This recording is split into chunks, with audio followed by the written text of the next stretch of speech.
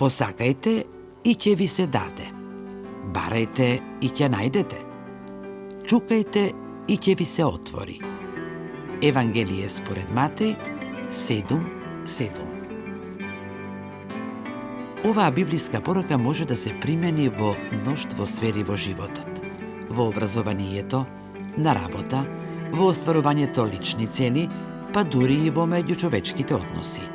Па така, ако посакуваме знаење, тогаш треба секојдневно да учиме и да откриваме нови нешта.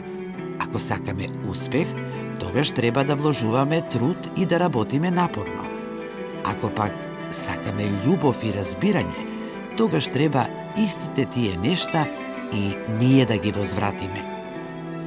Францускиот писател Антоан де Сент-Екзипери ќе каже: целта без план е само желба. Од тука, желбите сами по себе не се доволни, туку неопходно е да пројавиме посветеност, труд и иницијатива. Исто така, оваа порака не поучува и на трпение.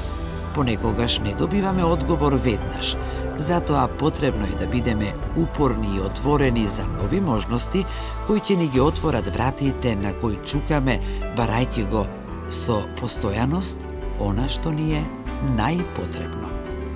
Следствено, без разлика што бараме во животот, треба да се сетиме на овие зборови, свесни дека само оној кој воопшто не се обидува да добие нешто, тој со сигурност нема да го добие тоа. Посакајте и ќе ви се даде. Барајте и ќе најдете. Чукајте и ќе ви се отвори.